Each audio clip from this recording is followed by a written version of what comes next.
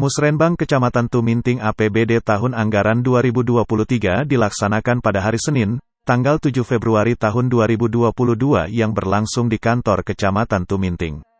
Turut hadir dalam musrenbang kali ini adalah Kepala Bapelitbang Kota Manado, Ibu Dr. Lini Ana Maria Tambayong, ST, MSI, yang mewakili pemerintah Kota Manado.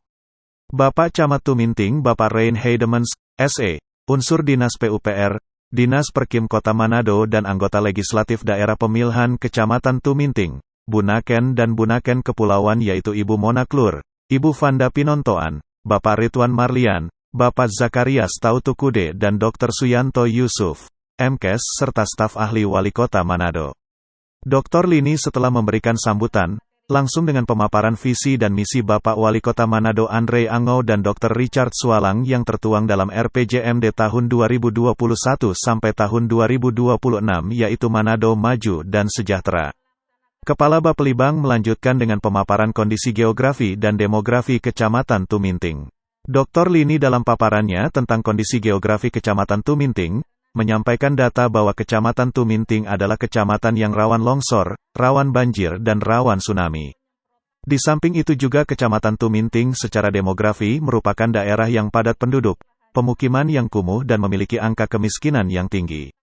Turut hadir memberikan paparan dari Dinas PUPR dan Dinas Perkim di mana mereka menyampaikan dalam datanya ada 2 kelurahan di Kecamatan Tuminting yang tidak kebagian proyek di tahun 2021 sambil menunjukkan data di tampilan slide PowerPoint. Bapak Camat selaku moderator kegiatan ini juga mempersilahkan kepada masing-masing utusan dari kelurahan untuk memaparkan dan mensinkronkan data hasil musrenbang kelurahan dengan data yang sudah dimasukkan dalam aplikasi SIPD Kota Manado.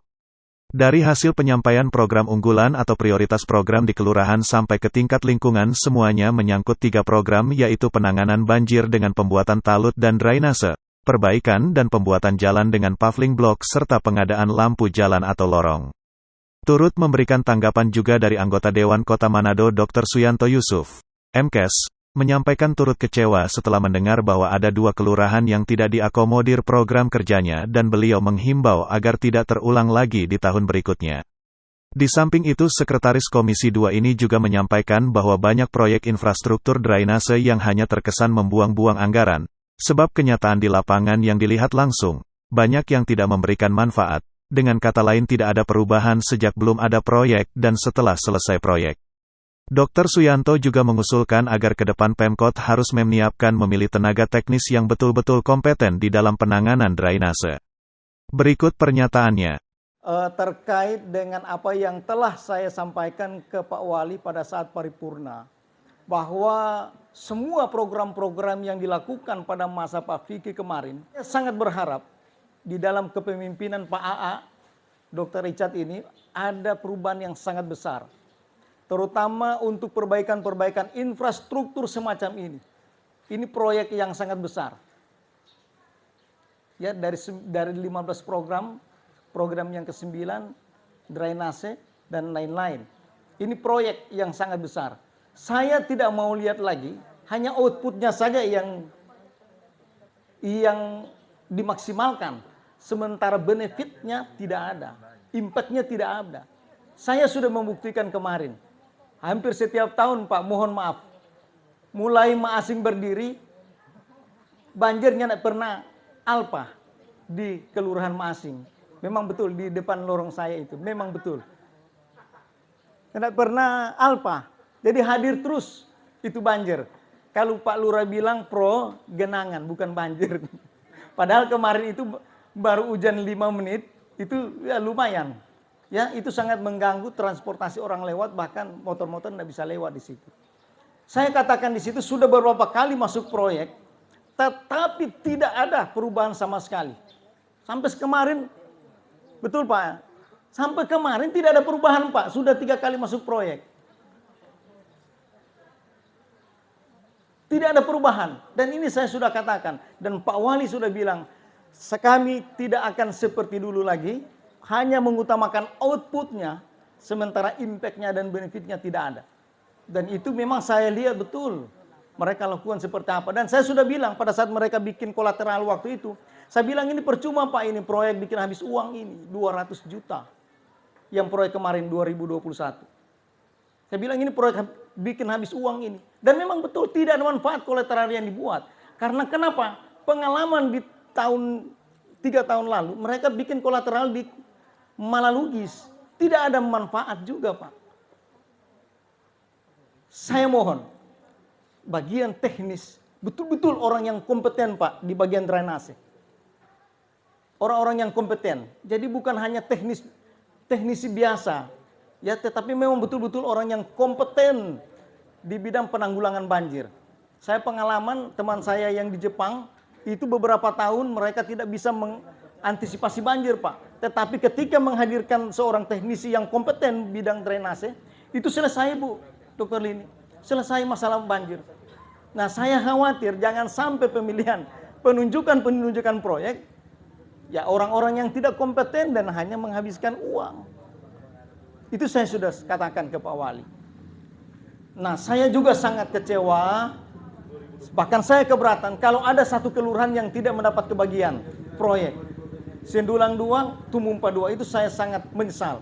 Karena betul, mereka itu adalah bagian dari pembangunan Kota Manado, Pak.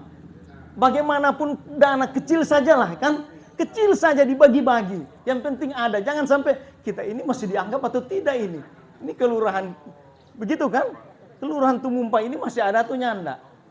Jadi kami mohon ada keadilan. Walaupun ada prioritas, Pak. Betul ada prioritas. Tapi kasih masuk juga kasihan. Biar cuman 150 juta, 200. Mari ini kan ada dana kelurahan, 200 juta.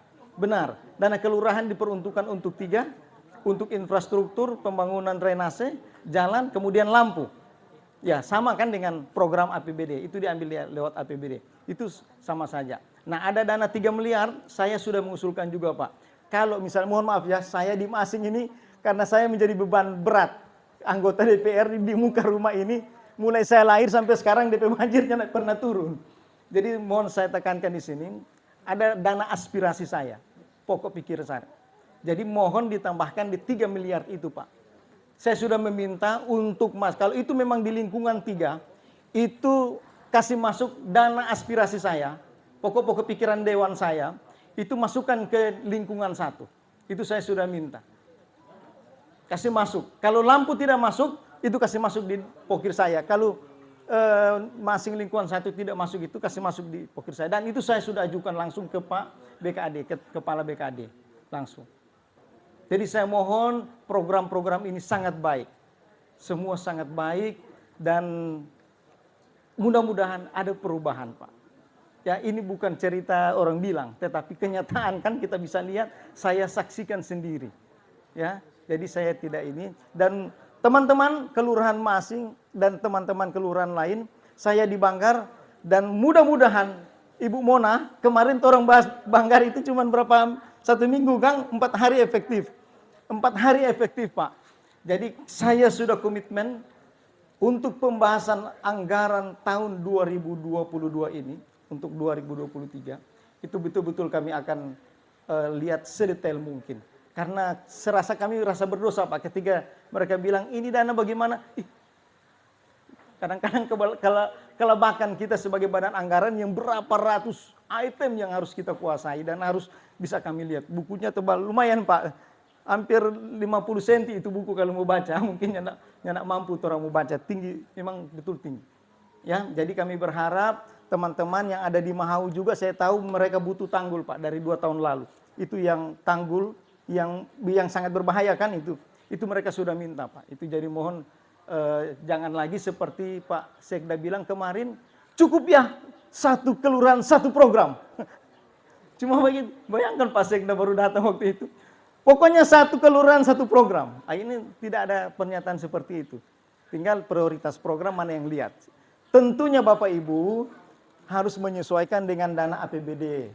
Ya, walaupun orang suka semua konten, tapi kalau APBD-nya tidak cukup, apalagi ini COVID semua sampai 2023, habis lagi orang semua. Pak Camat, Kang, biar orang keinginan, kebutuhan, keinginan itu besar sekali, tapi kalau ini cuma sedikit, tetapi saya di Komisi 2 sekarang lagi menggenjot